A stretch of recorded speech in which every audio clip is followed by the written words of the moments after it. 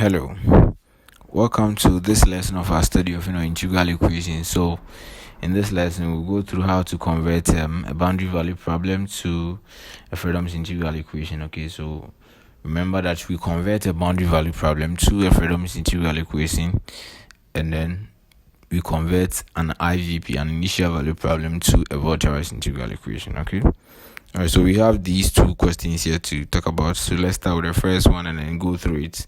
And I hope after that you'll be able to do with the last one. The last one, I'll just write the answer for you and then you go through it, okay? All right, so let's start. So with the first one, you have d squared y ds squared, okay, plus xy is equal to 1. And this, you have the boundary conditions to be this and is equal to that equal to 0. Okay, so what you do here is the same way as you saw for converting voltarized into an IVP into a voltarized integral equation. Okay, so here you can rewrite this as y prime of x plus x of xy of x. Okay, and this should be equal to 1. So other books will just make sure that they make y prime the subject, okay, and then start integrating throughout. But here the method we are coming to use is just let u of x. Okay, so here first thing is this y prime of x here to be equal to some u of x. And this is our first equation. So if we mean that if you substitute our u of x here in place of y prime of x, we are okay. Now our next task is to find y, which is y of x. Okay, so we go ahead and integrate this from 0 to x like we did for the voltarized integral equation. Okay, then dt equals integral from 0 to x u of t dt, and this will give me y prime of t from 0 to x equals integral from 0 to x u of t dt, right? So in effect, we have y prime of x plus y prime of 0, minus, okay, minus y prime of 0 should be equal to integral from 0 to x u of t dt. Okay, so this means that my y prime of x is equal to y prime of 0 plus integral from 0 to x u of t dt. Okay, so this is what you have. So there's no y prime in the question, so I continue to find my y. So to find your y, you have to just integrate y prime. So y prime of t equals integral y prime of 0. You don't know y prime of 0, so you just keep it like that. So 0 to x rather, okay, 0 to x plus integral from 0 to x, integral from 0 to x again, because you're integrating the whole of this with respect to t. Okay, u of t dt, then dt. Okay, I hope you get this. So this means that I have my y of t from 0 to x equals ty prime of 0 from 0 to x plus integral from 0 to x minus t u of t dt. If you remember, I've written this formula that if you have multiple integrals like this with the same dt and same this, okay, same limit, then the formula is 1 over n minus 1 factorial, then you choose one of the integrals, then x minus t to the power n minus 1, then your u of t will come dt, okay, where n is the number of integrals you have, and there we have 2, so when you put 2 here, you get what I've written. Okay, I hope you understand this. So if you don't understand, I have a lesson on that. You can check it out and go through that. Okay, so I have my y of x minus y of 0 being equal to, when I put x and 0 in place of t, I'll get x y prime of 0 plus integral from 0 to x minus t u of t dt. Okay, I hope you get this point. So y of 0 is 0, so when I put it here, I'll get y of x being equal to x y prime of 0 plus integral from 0 to x minus t u of t dt. Okay, I think we have this as an equation 2. So you go back to our equation and we'll put this equation 2 here in terms of y. But let's see something. In this, we have some y prime of 0, of which we don't know, so we have to go and look for it. Okay, but you know that from the boundary value problem or the boundary condition, we have that y of 1 is equal to 0. So wherever I see x, I'll put 1 here. We've already used y of 0, that's why we don't want to use that. Okay, and even if I use y of 0, everything will be 0, so I don't want that. Let's use y of 1. Okay, when you put y of 0, it means x will be 0, so here will give us 0. But we want a situation whereby we get y prime inside. Okay, so some books will just represent y prime of 0 by a constant c. If you like it that way, you can also go ahead.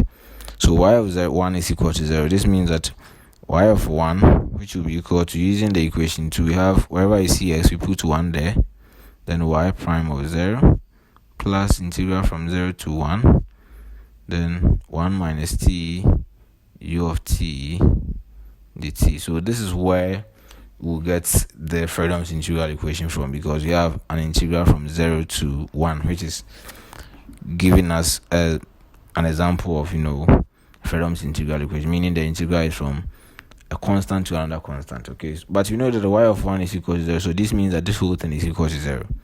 So it means my y prime of 0 plus integral from 0 to 1, then 1 minus t u of t dt should be equal to 0. So it means y prime of 0 is equal to minus integral from 0 to 1, 1 minus t u of t dt.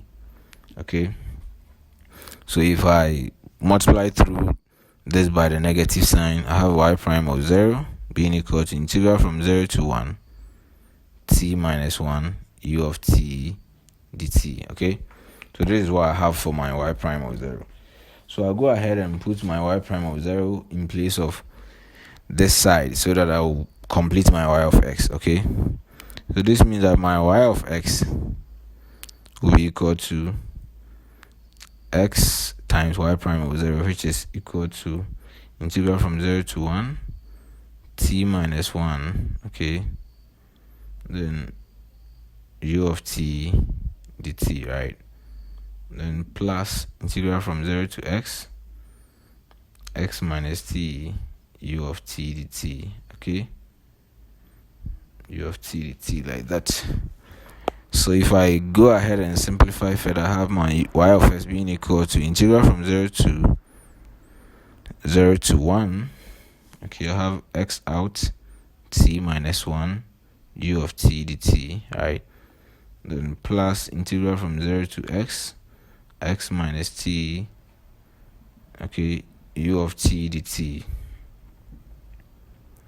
Alright, so let's move forward. It means that this is my y of x. So if I go back to the boundary value problem given, I'll put my y prime of x, which is equal to u of x, and I'll put my y of x, which is what we found. Okay, so we just come back and put it in the equation. So it means that this implies that the BVP would then tend to be y prime of x, which is u of x, then plus x times y of x, and now y of x is what everything we see here. So integral from 0 to 1 x t minus 1, then u of t dt, okay, then plus integral from 0 to x minus t, then u dt. Let me call it that way because other than that it wouldn't go there, and the whole of this is equal to 1. Okay, I hope you get this. So now what will happen is we'll just multiply x throughout, okay, and then simplify. I hope you get this. Multiply x throughout and then we'll simplify. Okay, so we'll have something like this. U of x is equal to, it's not equal to, it's plus u of x plus let me see, s squared. Is it s squared? Yes. integral from 0 to 1, s squared out. Okay, s squared out, then t minus 1. Okay, then I have my u of t dt, then plus integral from 0 to x, then my x out, x minus t, u of t dt, and this is equal to what? 1. Okay, now I have that. Now let's look at something. We know that the range of x from the boundary conditions given, we have y of 0 and y of 1. Okay, so this means that the range of x is actually, x is ranging from 0 to 1. Okay, then what is the range for t? If you remember in the Volta's integral equation, the kernel and the rest, we are saying that x has the same range as t. So it means that t is also having the same range. So it means t is ranging from here. Okay, so with the first part of the integration, you can see that this has all the range. Okay, it's from 0 to 1. And this one has 0 to some x. So it means that x is within this range. Okay, so the second integration is just at this point from 0 to the x. So this means that the first one that has all or has from 0 to 1, I can break it into the x. I can start to integrate from 0 to some x. Okay, that same x, and I rest, and then again I will sum it to the integral from x to 1. Okay, so I can break the 0, 1 here to be equal to 0 to x. Okay, then plus x to 1, and this will work. Okay, I hope you get this. So you have a how do you call it, a range from 0 to some x, from 0 to some 1. Then it means I can break it like from 0 to some x within the limit or within the range, and then I will start from that x to 1, which when I sum I'll get the same limit back. So this definitely means that I can break the first part of the integration, okay, into two parts, which the first part I'll integrate over the limit 0 to x. Okay, alright, so it means that I will integrate like this. This will imply u of x plus the first part to be 0 to x, okay, of the same thing, s squared t minus 1 u of t dt, then plus I'll start from the x and end at the 1, the same s squared t minus 1 u of t dt. Okay, so then plus the integral 0 to x, x out, x minus t u of t dt, and this is equal to what we have done here is that I've actually break this down, this part of the integration, into these two parts. Okay, realize that the limit is from 0 to 1 because this and this coincide, and when I can combine them and get the same thing back. Okay, so that's what that we've done. Okay, and it doesn't change anything. Okay, so what will happen is that we realize that this has the same limits as this one. It has u of t dt, it has u of t, so I can just sum these to this. Okay, so let's go ahead and do that at the next page. So I have that u of x plus integral from 0 to x. Okay, those parts I'm coming to sum them. Then I have s squared into t minus 1, okay, plus x into x minus t, right?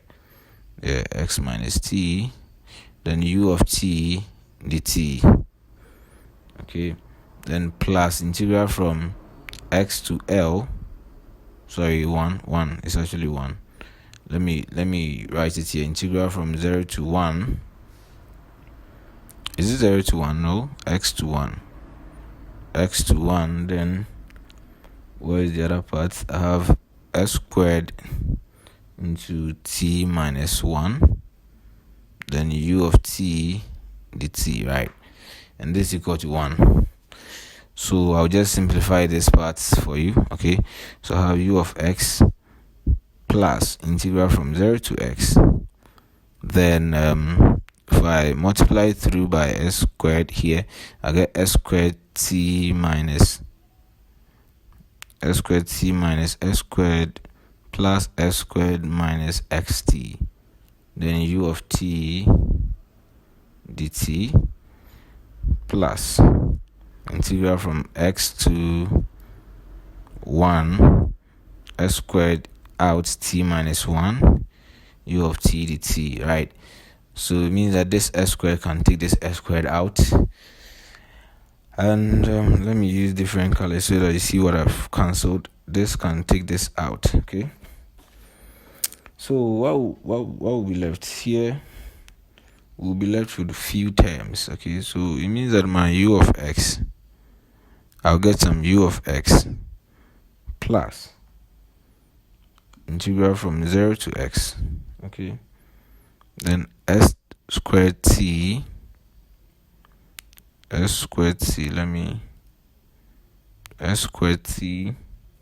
minus xt, okay? I have it like this, then u of t dt, then plus integral from x to 1 s squared out t minus 1, okay, dt, u of t dt. Let me write my u of t dt, and this is equal to 1. Okay, so this implies that I have something like this: u of x plus integral from 0 to x. I have xt out. Then when I have xt out, I'll have x minus 1.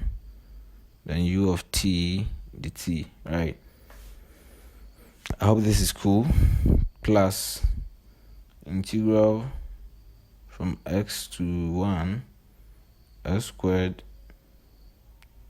t minus 1 u of t dt, right? dt equals 1. So if I send those integrals to the other side of the equation, I have u of x equals negative integral from 0 to x xt x minus 1, okay, u of t dt, then minus integral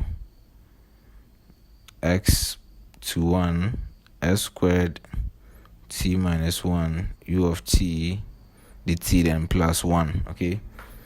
So I'll have something like this: 1 u of x is equal to 1 minus, or let's say 1 minus that before I come and then combine them, okay? 1 minus x 0 to x xt into x minus 1 u of t dt, then minus integral from x to 1 s squared into t minus 1 u of t dt, right? So here, if I let the negative here go through this, and also the negative here, if I let it go through this, it will just affect the brackets inside. So I have u of x equals 1 plus integral from 0 to x xt into 1 minus x, okay? I hope you get what I'm trying to do here. Then plus, I want to get plus for all of them. Then s squared into 1 minus t, then u of t dt, right? I hope this is cool. So you could see that this is just a separate, integral that we have here. We can't combine them. So what we can do here is that we can actually say that, okay, with all the integrals, there are some functions inside. Okay, I mean the kernel here is different from the kernel here, and their ranges are different. So we can combine these two and say that u of x is actually equal to 1 plus integral from 0 to 1. Okay, you write the whole range like that, 0 to 1. Then you write k of xt, then u of t dt. Then you define that where your k of xt is defined by, is a piecewise function, okay? So it's defined by, first term is what? Xt, then 1 minus x, okay? Then what range does t have here? It's 0 less than or equal to t less than x. Okay, that's the range for t, because we are integrating with respect to t. But other books will also write less than or equal to x as well. Like any way you want to write it, since it is integration, nothing will change, because with integration you take into consideration both limits, okay? So here with the other one to be s squared into 1 minus t, where my limit for t is x less than or equal to t less than 1. But some people put the less than or equal to here. So I'll urge you to stick to whatever, let's say, your teacher is teaching you, but both ways are right, okay? So this is it. Basically, this is all about you converting a BVP to a Fredholm's integral equation. When you have a BVP and you want to convert it to a Fredholm's integral equation, one thing we've noticed is that you always get a piecewise function, okay? That is one thing you should know as well. You always get a piecewise function. And so, like I said, I have an exercise for you. So with what you have to do here is, you have this, okay, to do, and the expected answer. I'm going to write the expected answer here for you to also be able to do it, okay? So you comment in the comment section if you're able to do it, okay? All right, so what we have here is that we have the answer to be u of x to be equal to x into 1 minus lambda, okay? Then is it plus or minus? Let me see what I have here. Whoa, okay. Minus lambda. Then I have x minus 1 here. Let me see. I actually want to write it some way for you so that you'll be able to take it cool. Okay, so when you get a positive lambda, let me see, this is positive x minus t, alright, this is negative, okay, so positive like that one, just go, okay. Alright, so if you write it like this, okay, I'm coming to write the answer here. So 0 to 1, yes, k of xt u of t dt. So if you write it like minus lambda like this, okay, then it means that your k of xt would definitely be equal to t into x minus 1, okay, where 0 less than equal to t less than or equal to x. If you want to write it that way, fine. This is the answer you're supposed to get.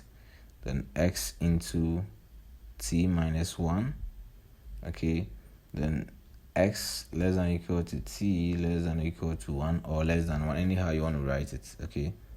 Sorry, here the upper limit, this is supposed to be less than or equal to, and this one is supposed to be just less than, okay. So in the other one, if I wrote something like that, so here it's supposed to be like this if you are looking at this side without the less than or equal to. This is what you're supposed to get, okay. So here you see that there's a minus here, okay, there's a minus here. If let's say you want to write this as plus, then these signs will change, okay. It means the negative will just go through it, okay. So let me go and write it that way for you as well. So I have, if you get something like this, u of x to be equal to x into 1 minus lambda, then plus lambda into 0 to 1, then q of xt, u of t dt. Then it means your q of xt should be equal to, the first one should be t into 1 minus x, okay, then 0 less than or equal to t less than x. The first one should be x into 1 minus t, then x less than t less than or equal to 1. Okay, so this is what you're supposed to get if you use plus. Okay, so sometimes it depends on how you do your manipulations or your calculations, because somebody may do different substitution or make different variables the subject, and then they get a different answer with a change of negative and positive. Okay, so that is all right, thank you, and don't forget to subscribe to my channel if you have not subscribed. See you next time.